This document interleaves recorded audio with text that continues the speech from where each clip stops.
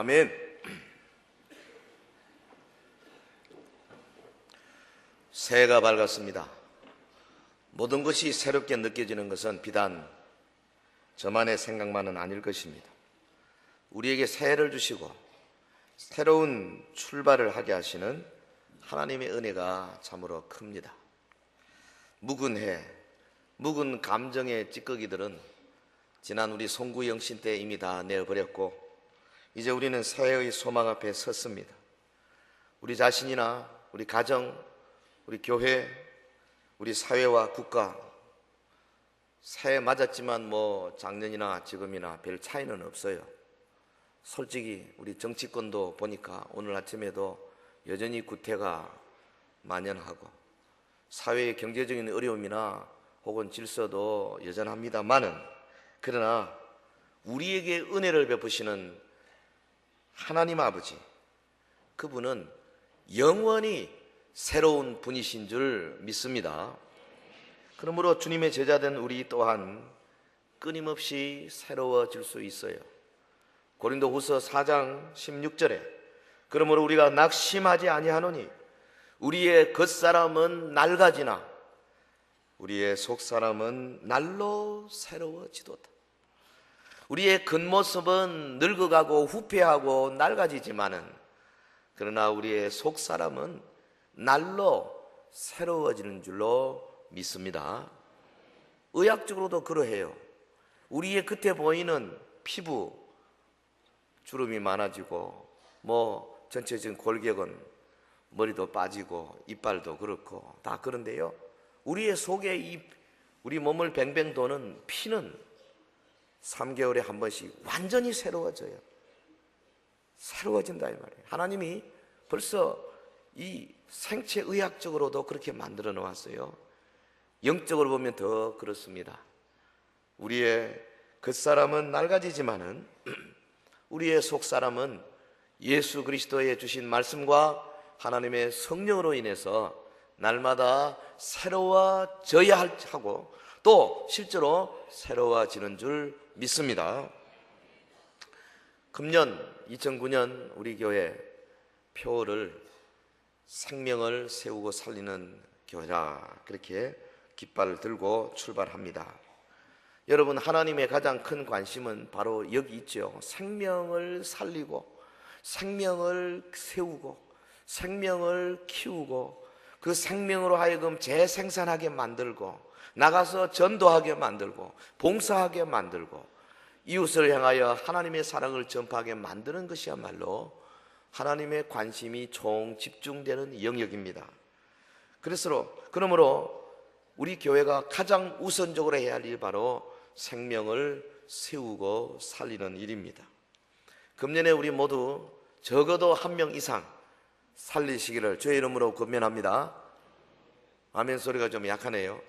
금년에는 적어도 아무리 못해도 한 명 이상 꼭 죽어있는 영혼을 예수 그리스도 안으로, 하나님 나라 안으로 인도해서 살려내는 일에 헌신하기를 주의 이름으로 권면합니다.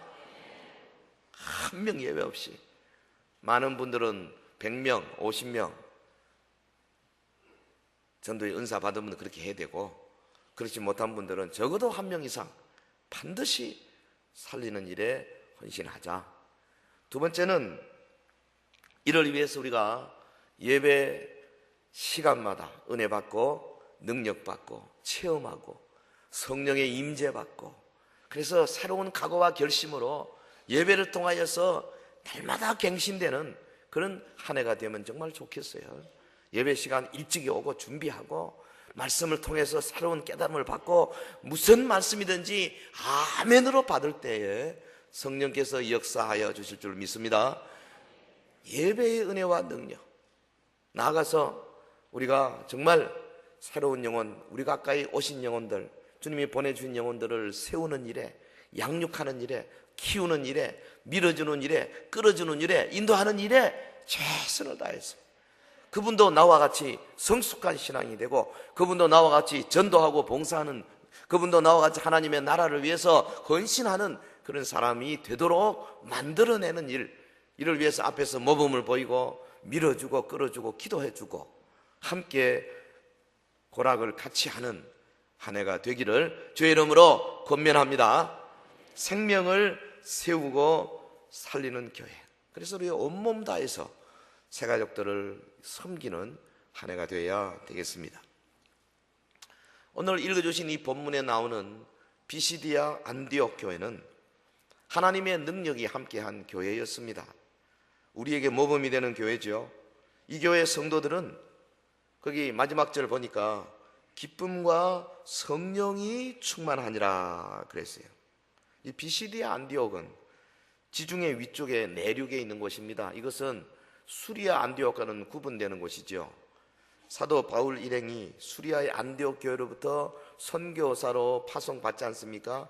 그래서 서쪽으로 그러니까 살라미, 바보 복음을 전하고 나가서 버가를 거쳐서 비시디아 안디옥에 이르러서 안식일을 맞이했습니다. 회당에서 말씀을 전했습니다. 오늘 본문에 보니까 사도 바울의 말씀을 들은 제자들이 기쁨과 성령이 충만했다 그랬어요.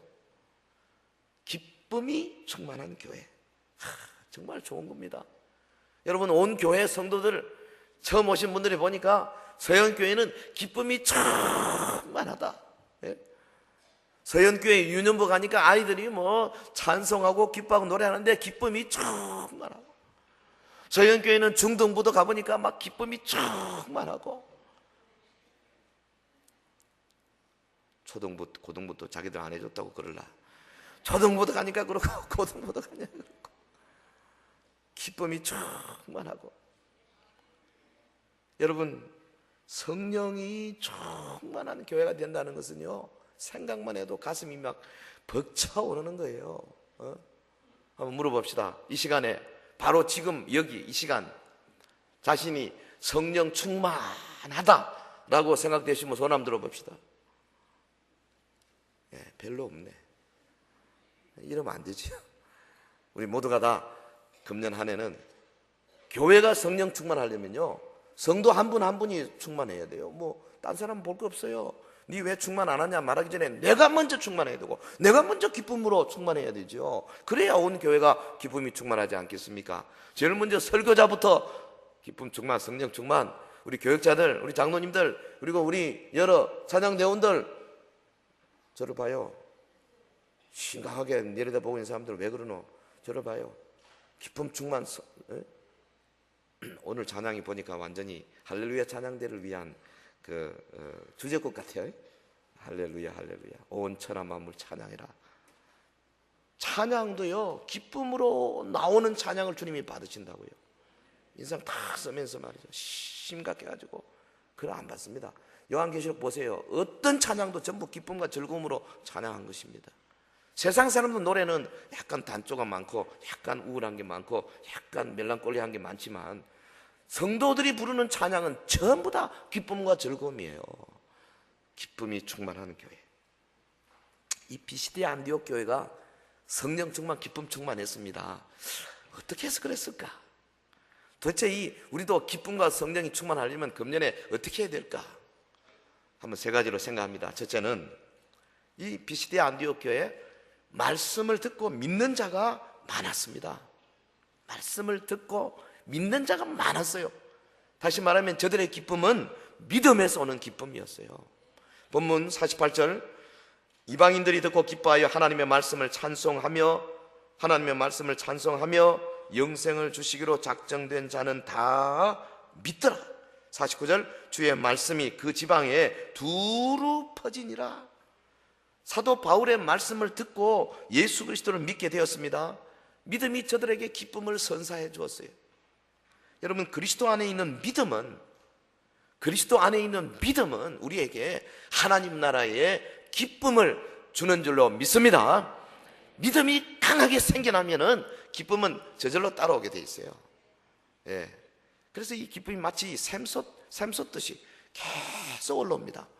우울한 생각들, 기분 나쁜 생각들, 상처받은 마음들, 이런 것들이요, 솟아오르는 기쁨 때문에 싹 묻혀버리고, 그리고 사라져버리는 거죠. 금년에 우리 교회가 기쁨 충만한 교회, 기쁨 충만한 유년부, 초등부, 중등부, 고등부 되기를 바랍니다. 기쁨 충만한 교사들 되기를 바랍니다. 그러려면은 말씀을 사모해야 돼요. 그래서 그 말씀을 듣고 받은 대로 믿어야 하는 겁니다. 아주 강하게 믿음이 생겨나면 기쁨은 따라오게 돼 있어요. 여기 본문 44절에 보면 그 다음 안식일에는 그랬죠. 그 다음 안식일에는 온 시민이 거의 다 하나님 말씀 듣고자 모이니, 그러니까 그 전 안식일에 무슨 일이 있었죠? 13장 앞부분에 보면 바울과 바나바가 피시디아 안디옥에 이르러 안식일에 말씀을 전했습니다. 설교했습니다. 설교 내용이 거기 13장 16절 17절 이하에 나오지요. 쭉 나와서 42절 설교 내용이 한마디로 말하면 예수님의 십자가 죽으심과 부활에 대한 겁니다. 그리스도 예수의 죽으심과 부활에 대한 것. 그랬더니 놀랄만한 반응이 일어났습니다. 43절 보세요. 43절 회당의 모임이 끝난 후에 유대인과 유대교에 입교한 경건한 사람들이 많이 바울과 바나바를 따르니 그랬어요. 많은 사람들, 특별히 유대인들도 따랐고요. 그 다음에 유대교에 입교한 경건한 사람들, 이 사람들은 누구냐면 이방인들이었는데 당시 로마 혹은 그리스 철학, 문화, 저들의 종교 도저히 문란하고 음란하고 부패하고, 그래서 양식 있는 사람들이 로마의 신들을 따를 수 없습니다. 헬라의 신들을 따를 수가 없었어요. 가만히 보니까 유일신 하나님을 섬기는 유대인들의 그 여호와 하나님이 괜찮거든요. 굉장히 도덕적이거든요. 부모를 공경해라, 일부 일처제를 강조하고 서로 이웃을 사랑하고 하나하나 놀라운 그 도덕의 기본이 있었어요. 그래서 많은 경건한 사람들이 유대교에 입교했어요. 프로셀리트라 그럽니다. 입교한 사람들. 이 사람들이 사도 바울의 예수 그리스도에 대한 십자가 죽음과 부활을 듣고 마음이 막 움직인 거죠. 그래서 42절에 보면 그들이 나갈새, 바울과 바나바가 나갈 때에 사람들이 청하되 다음 안식일에도 이 말씀을 하라 하더라. 여기 청하되, 사람들이 청하되, 여기에 그 미완료 형태입니다. 그러니까 거듭 간청하더라. 다음 안식일에 꼭 와서 당신이 말씀을 전해야 되겠습니다. 한 번 더 들어야 되겠습니다. 거듭 청한 거예요. 왜 그렇습니까? 바울의 설교가 보니까 이전에 자기들에게 말씀을 전하던 유대 랍비들하고 전혀 다르거든요. 랍비들은 보통 어떻게 설교하느냐 하면은 구약 성경 말씀 한 구절 딱 붙들고, 그 다음에 자기들이 저 바벨론 포로로 잡혀간 이후에 400년 동안에 그 자기들이 묵신 문학 가운데서 이제 쌓아왔던 전성들, 트러디션, 전통들, 그런 말씀들, 탈무드나 미드라시, 미슈나 이런 데 있는 말씀들이 있거든요. 그거를 구약 성경과 그걸 섞어가지고 아주 혼합시켜서 인본주의적인 방식으로 그렇게 이제 강론했어요. 근데 바울의 설교는 그렇지 않았습니다. 하나님의 말씀, 순정한 말씀만 외쳤어요. 사람들이 놀랬죠. 이야, 뭐 이런 말씀이 있는가? 사실 요즘도 보면요, 많은 강단들이 하나님의 순정한 말씀을 전하기보다는 성경 한 구절 읽어놓고 세상에 뭐 무슨 철학들, 칸트나 쇼펜하우나 몰트겐이나 불트만이나 바르트나 뭐 이런 이야기들을 많이 섞어서 현학적으로 하는 그런 설교들이 지금 뭐 우리 한국 강단도, 특별히 미국 강단은 뭐 주류를 이루고 있습니다. 저는 그게 아주 잘못됐다고 봅니다. 하나님 말씀을 혼잡케 하면 안 돼요. 순수하게 주의 말씀 중심으로 그 말씀을 설명하기 위해서 필요한 적용하는 거 하기 위해서 뭐 예화를 드는 거는 괜찮지만은 기본적인 골격 자체가 하나님 말씀을 떠난 말씀들이 너무나 많아. 근데 바울은 예수 그리스도의 십자가 죽으심과 부활과 그 십자가의 의미와 부활의 그 능력과 이걸 지금 거기 처음으로 모인 안식일에 회당에 모인 예수 믿지 아니하는 유대인들과 혹은 경건한 사람들, 이방인들 앞에서 담대하게 외쳤습니다. 큰 감동을 받았습니다. 다음 안식일에 꼭 다시 와서 전해주세요. 거듭 청했습니다. 그래서 다음 안식일에 바울 일행이 섰지요. 그날 44절에 보면 그 다음 안식일에는 온 시민이 거의 다 하나님의 말씀을 듣고자 하여 모여들었다 그랬어요. 이건 좀 과장법이죠. 조그마한 회당에 온 시민이, 비시디아 안디옥의 모든 시민이 다 올 수는 없겠지만은, 다르게 표현하면 회당에 막 입추의 여지없이 꽉 찬 거죠. 앞에 막 옆에 통로에 막 꽉 찬 겁니다. 대단하죠. 말씀을 듣기 위해서 회당에 모여들었습니다. 여기 뭐 병고침이나 무슨 기적이 있은 거 아니었어요. 오직 말씀을 듣기 위해서 회당에 모여들었어요. 모여든 이방인들, 바울과 바나바가 담대히 외치는 말씀을 듣고 저들이 마음을 열었습니다. 믿었습니다. 본문의 말씀 보세요. 48절에 이방인들이 듣고 기뻐하여 하나님의 말씀을 찬송하며 영생을 주시기로 작정된 자는 다 믿더라. 48절, 49절, 주의 말씀이 그 지방에 두루 퍼지니라. 말씀이 막 퍼져나가는, 스프레드 아웃되는 모습이죠. 마치 누룩이 말이죠. 가루 서말 속에 섞여가지고 쫙쫙쫙쫙 퍼져 들어가듯이 말씀이 쫙 퍼져나가니까 제자들이 기쁨과 성령이 충만해지고,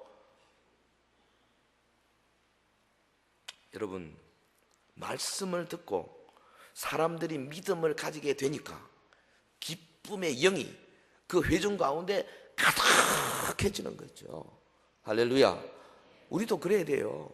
하나님의 말씀이 선포됩니다. 말씀을 받습니다. 믿습니다. 그럴 때에 하나님이 주시는 기쁨이 가득해지는 회중 가운데. 그래서 처음 오는 분들이 딱 보면 알아요. 이야, 여기는 뭐 사람들이 전부 다 대구 시내 말이죠. 우중충한 전국에서 가장 경제적으로 낙후된 이곳에 여기 있는 사람들은 대구 사람 아닌가? 왜 이리 다들 기뻐하냐?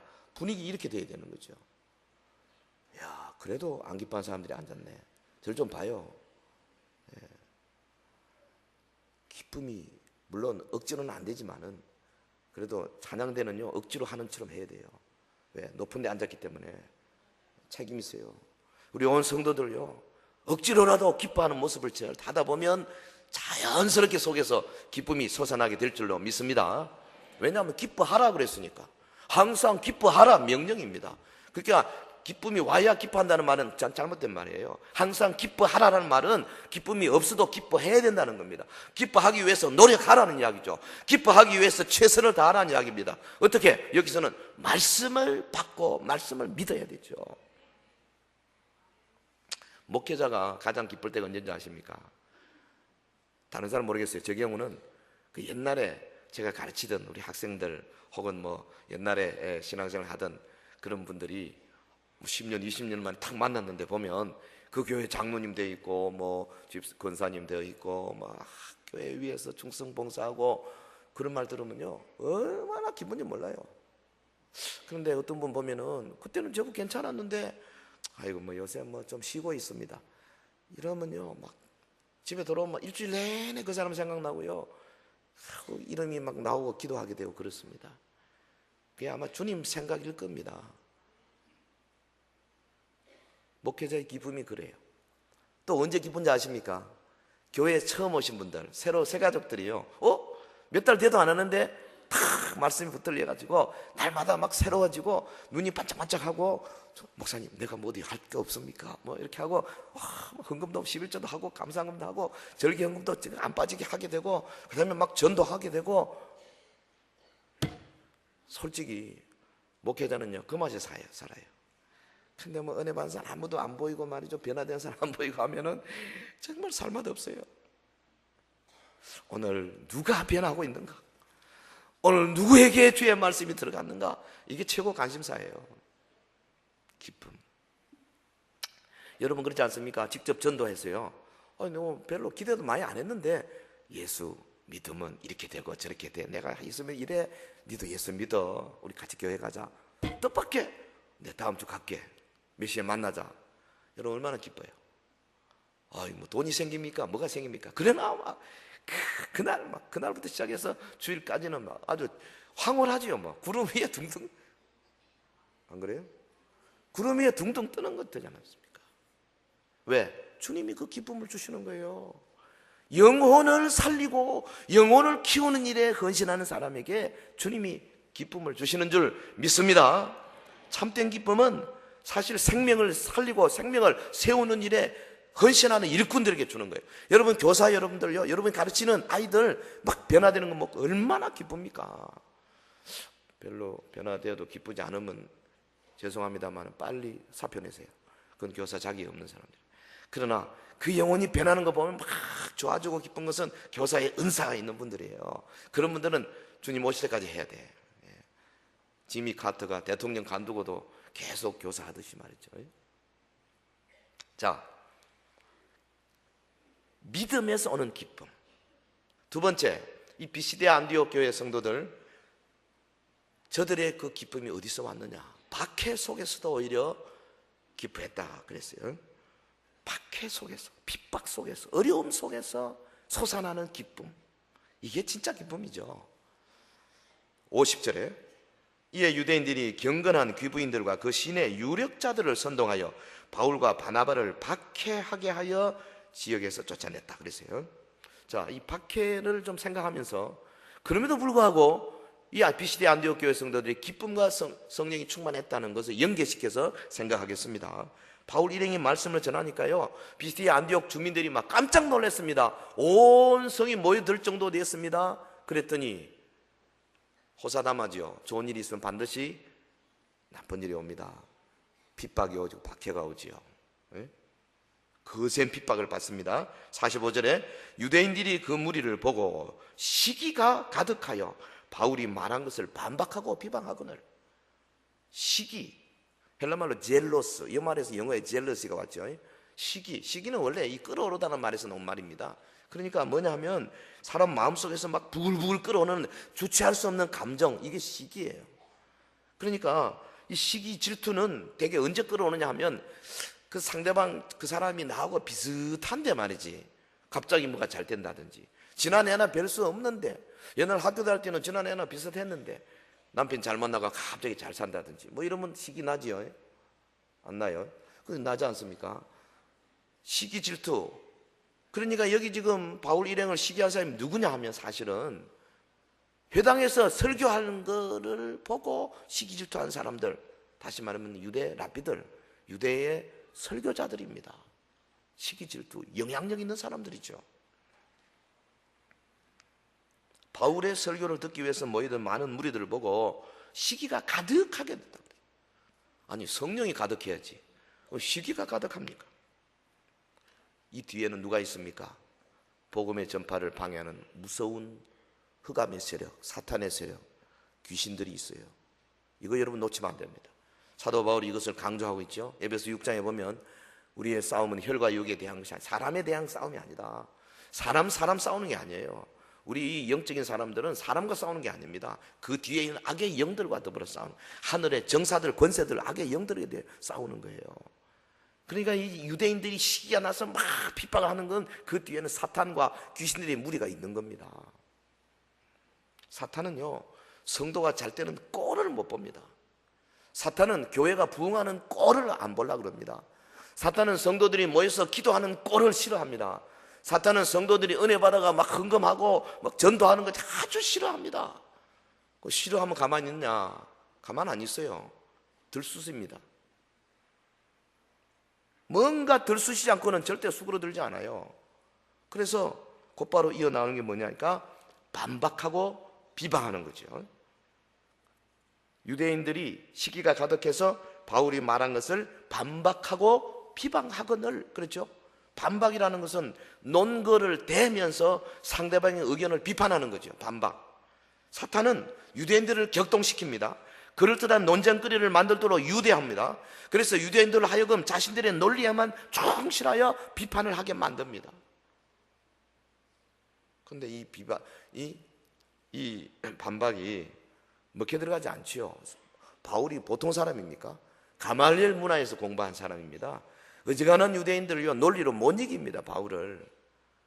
반박에 먹혀들지 않습니다. 그 다음에 뭐가 비방을 시작하는 거죠. 비방은 뭐냐 하면 헐뜯는 거예요. 반박과 비방은 다릅니다. 비방은 한쪽으로 몰아세우면서 막 무차별적으로 공격하는 게 비방이에요. 비방은 논리가 필요 없어요. 비방은 무조건 비판하고 정죄하는 겁니다. 이 뒤에는 귀신의 세력들이 있다고요.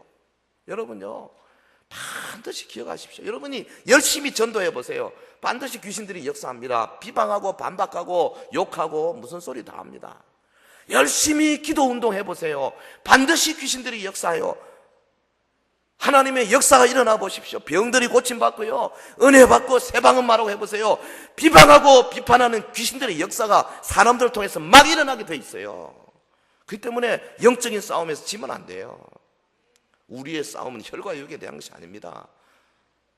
정사와 근세와 하늘의 악의 영들에 대한 것입니다.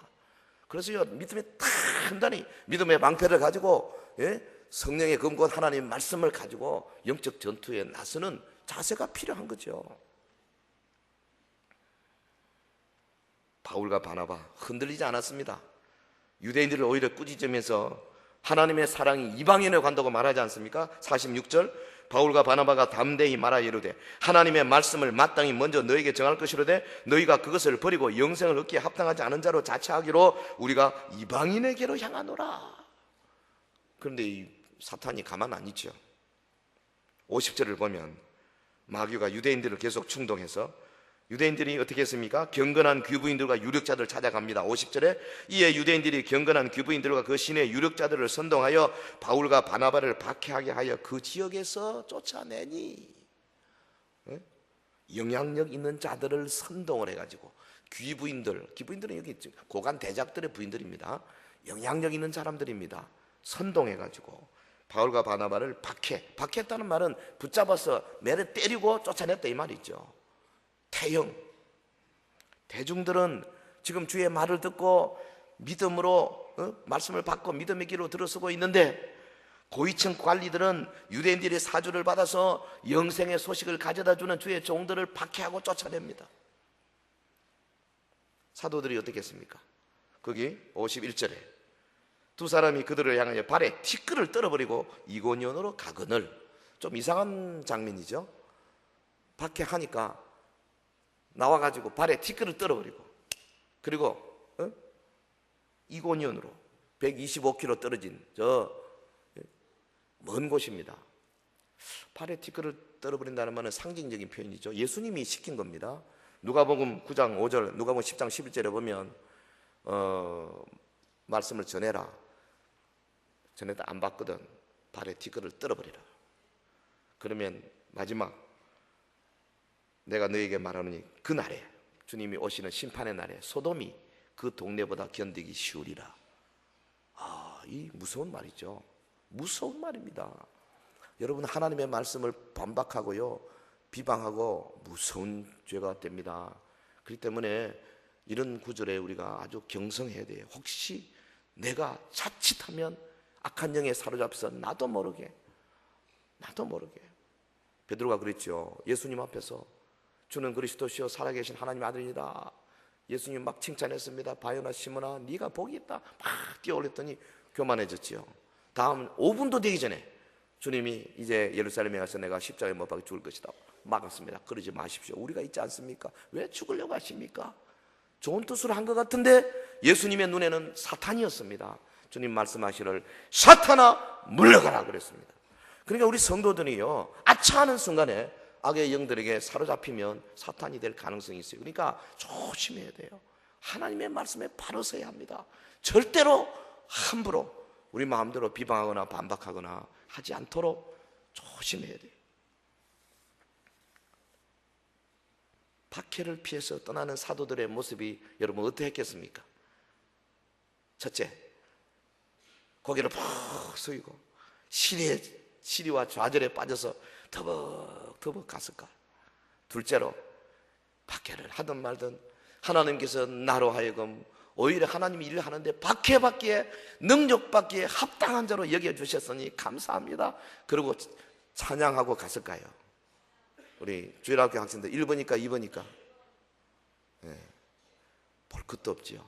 사도 바울은요, 빌립보에서도 그랬습니다. 얻어맞고 감옥에 갇혔는데요, 시리에 빠져서 좌절에 빠져서 쇠사슬에 매여 가서 세상 한탄하고 그러지 않았습니다. 오히려 하나님을 찬양하더니 찬미하더니 호련히 하나님께서 옥문을 막 열어가지고 열고 양손 양발에 찼던 착고를 풀어버리고 놀라운 역사, 기적을 이뤘잖아요. 저들은 매 맞고도 찬송하는 사람들이에요. 기쁨이 충만한 사람들이에요. 박해 속에서도 기뻐하는 것이 진짜 기쁨입니다.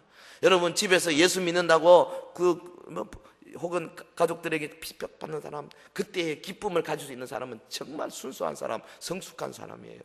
여러분, 회사에서 혹은 사업관에서 인간관계 속에서요, 예수 때문에, 말씀 때문에, 하나님의 믿음 때문에 핍박받으면요, 그때의 기쁨이 솟아나지 않습니까? 그거야말로 정말로 기쁜 겁니다. 정말로 귀한 겁니다. 하나님이 기뻐 받으시는 우리의 예물이 될 줄로 믿습니다. 화란의 선교사 코리텐붐 여사와 그 언니 베스티가 그 포로 소용소에 수감되었어요. 그런데 막사에 딱 들어가는 순간에 보니까 얼마나 더러운지, 막사가 도저히 여자들이 있을 때가 못 돼. 거기에다가 벼룩이 그냥 금방 물고 뜯고 그러는 거예요. 그래서 이 코리 여사가 좀 불평을 했네요. 하나님도 무심하시지 어떻게 하필이면 이런데 우리가 어떻게 지내겠냐고. 그랬더니 언니가 옆에 있다가 항상 기뻐하라, 범사에 감사하라 그랬지 않냐고.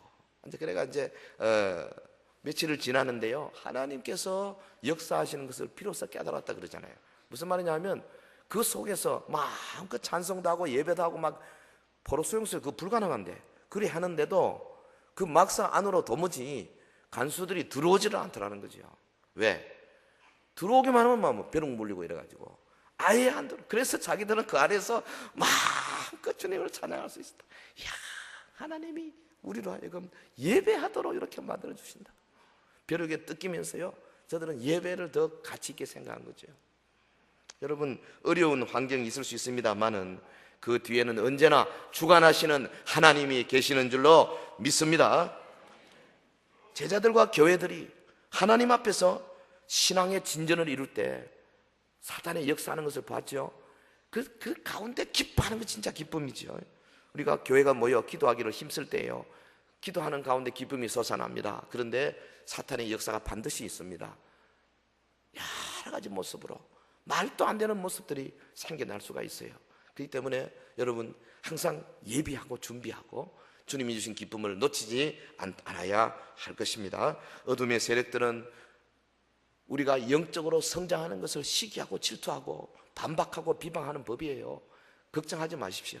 반드시 최후의 승리는 우리의 것이 될 줄로 믿습니다. 자, 마지막 하나 더 합시다. 비스디의 안디옥 교회 제자들은 기쁨과 성령이 충만하였다. 52절 그랬습니다. 제자들은 기쁨과 성령이 충만하니라.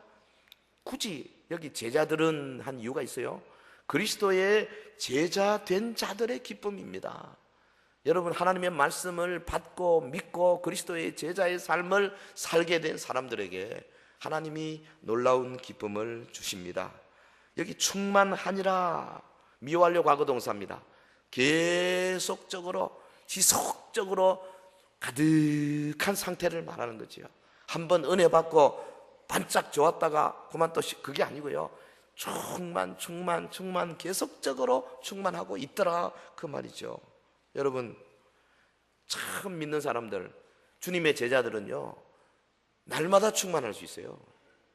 죽을 때까지 충만해야 됩니다. 3년 전에 은혜 받은 가지고 우려 먹으면 안 돼요. 지금 이 시간에 충만해야 되는 거죠. 성 프란시스가 임종할 때에 많은 교인들과 제자들과 성도들이 모여들었어요. 지켜보고 있는데 이분이 숨을 거둘 시간이 다 되어 가는데 힘이 없던 분이 갑자기 큰 소리로 찬송을 부르기 시작합니다. 그래 옆에 있던 한 수도사가 충고를 합니다.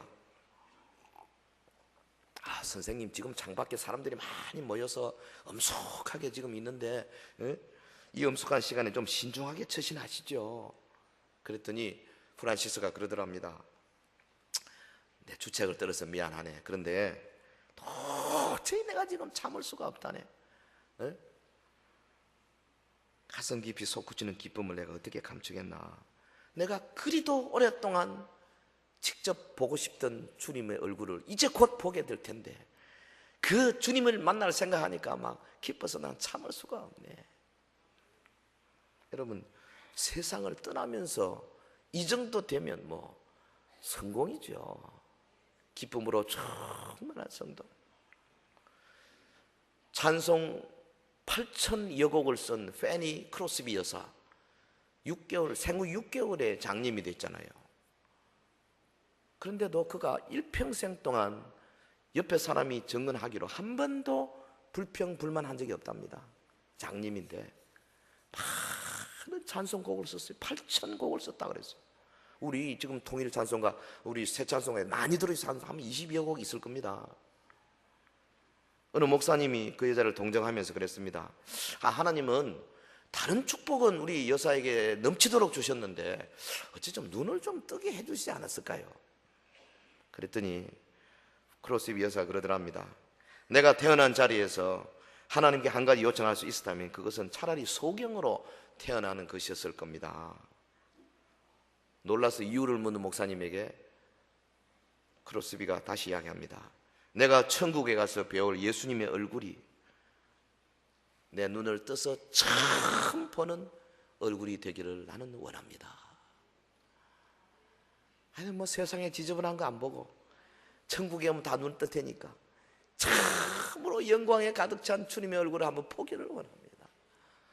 이쯤 되면요, 그분의 그 찬송들이 그렇게 영감 있고 많은 성도들이 그렇게 많이 부르는 이유가 바로 여기 있는 거죠. 여러분, 복음 전파, 말씀 전파, 생명을 살리고 생명을 세우는 일에 헌신하는 사람들, 주님의 제자들 끊이지 않냐고 기쁨을 주십니다. 믿습니까? 기쁨을 줘요. 어차피 어려움이 있어도요 5분만 엎드려서 기도하면 기쁨이 또 솟아나. 정말 기쁨에 항상 있는 사람들은요, 우리 아까 불렀던 찬송가 40장, 새 찬송은 지금 몇 장인지 모르겠는데, 주 하나님 지으신 모든 세계, 한 1절, 2절만 가면요 막 숲속이나 하면은 막 속에서 솟아오르게 돼 있어요. 주님의 높고 위대하심을 어째 그냥 노래 부를 수 있나요? 기쁨이 솟아나게 돼 있어요. 하나님은 성령으로 우리의 마음속에 거주하시면서 내가 믿음으로 고백하는 순간에 우리에게 감당할 수 없는 기쁨을 주고 계시는 줄로 믿습니다. 이거 우리 금년에 가지십시다. 우리 학생들요, 금년에 엄마가 뭐 용돈 많이 주면 기쁘고 안 주면 슬프고, 12, 13살 되는 애들 일기장 보면은 그런 일기를 많이 써요. 조금 엄마가 좀 자기한테 잘 안 해주면 나는 이 세상에서 가장 슬픈 존재다 뭐 이래가면서 아무것도 아닌 거 가지고 말이죠. 옛날에 다 그러더라고. 요즘은 또 성숙해서 10살도 되기 전에 그런 애들이 생기더라고. 근데 여러분, 하나님의 말씀으로 무장하고요, 주님이 주신 기쁨을 받으면 세상에 다른 사람과 비교했을 때 별로 기쁨이 없어도 얼마든지 기쁨의 삶을 살 수가 있다 이 말이죠. 새해가 밝았습니다. 금년에는 온 교회가 기쁨과 성령으로 충만하기를 소원합니다. 말씀을 받고 그 말씀을 확고하게 믿을 때에 속에서 기쁨이 솟아나요. 그 믿음을 가지고 전도하고 봉사하고 주를 위해서 섬길 때에 오는 여러 가지 비방, 조롱, 핍박, 박해, 그 속에서 또 기쁨이 솟아나요. 그리고 그리스도의 제자로서의 삶을 살면서 주를 위해서 헌신할 때에 오는 그 놀라운 기쁨이 우리에게 있는 겁니다. 생명을 세우고 살리는 일에 헌신할 때에 우리 온 성도들이 2009년 이 기축년에 기쁨으로 성령으로 충만하게 되기를 예수 이름으로 축원합니다. 축원합니다. 다 같이 기도하겠습니다. 우리 한번 통성으로 큰 소리로 기도하겠습니다. 주여, 이 새해를 기쁨과 성령이 충만한 해로 만들게 하옵소서. 말씀을 받고 믿게 하옵소서. 박해 속에서도 좌절하지 않게 하옵소서. 날마다 영적인 전투에 승리하게 하옵소서. 그리스도의 제자로서의 삶을 살게 하옵소서. 기쁨이 충만하게 하옵소서. 우리 다 같이 하나님 앞에 통성으로 기도하겠습니다. 거룩하신 우리 하나님 아버지, 주의 은혜와 사랑을 진실로 감사와 찬송을 드립니다. 아버지여, 하나님의 말씀을 생각했습니다. 오늘 이 오전에 주님 주시는 귀한 시간, 주의 말씀을 받습니다. 말씀을 받고 믿을 때에 아버지, 우리 속에 솟아나는 그 기쁨으로 이기게 하옵소서. 말씀을 들고 나가 전도하며 봉사하며 주의 일을 위하여 헌신할 때에 오는 여러 가지 어려움들, 비방과 모략과 과거운 오해와 주변의 사람들의 손가락질과 혹은 이 사회에서 받는 냉대와 모든 것들을 불구하고 우리 주님이 주시는 그 놀라운 기쁨에 날마다 묻혀 사는 자들이 되기를 원합니다. 사랑하는 서연의 성도들, 금년 한 해 내내 그리스도의 놀라운 기쁨을 받아서 아버지여 누리며 또 누리며 사는 자들 되게 하옵소서. 믿습니다. 아버지여, 특별히 그리스도의 제자로서의 삶을 살면서 우리 주님 주의 말씀을 붙들고 교회를 섬기며 아버지여 제자의 아름다운 삶을 살며 내 속에 있는 모든 정욕들을 제거하며 아버지 깨끗한 몸과 마음으로 주 앞에 나서는 자들에게 우리 주님이 주시는 놀라운 기쁨, 아버지 우리 온 성도들 충만하게 도와 주시옵소서. 이 자리가 기쁨의 도가니가 되게 하옵소서. 이 자리가 기쁨에 넘치는 자리가 되게 하옵소서. 이 자리가 성령 충만한 자리가 되게 하옵소서. 이 예배 시간마다 하나님의 성령이 충만하게 하옵소서. 유년부, 초등부, 중등부, 고등부 우리 아이들 성령 충만, 말씀 충만, 기쁨 충만하게 하옵소서. 저들이 세상에 나가서 복음을 증거할 때에 아버지 서연의 근아들로서 하나님이 주시는 놀라운 기쁨을 가지고 믿음의 승리자들, 믿음의 성공자들이 되게 하여 주시옵소서. 할렐루야, 할렐루야, 할렐루야. 거룩하신 하나님 아버지, 주신 말씀 감사합니다. 금년 한 해 기쁨과 성령이 충만한 한 해, 생명을 세우고 살리는 사랑하는 성도들에게 충만한 한 해가 되게 하여 주시옵소서. 예수님 이름으로 기도하옵나이다. 아멘.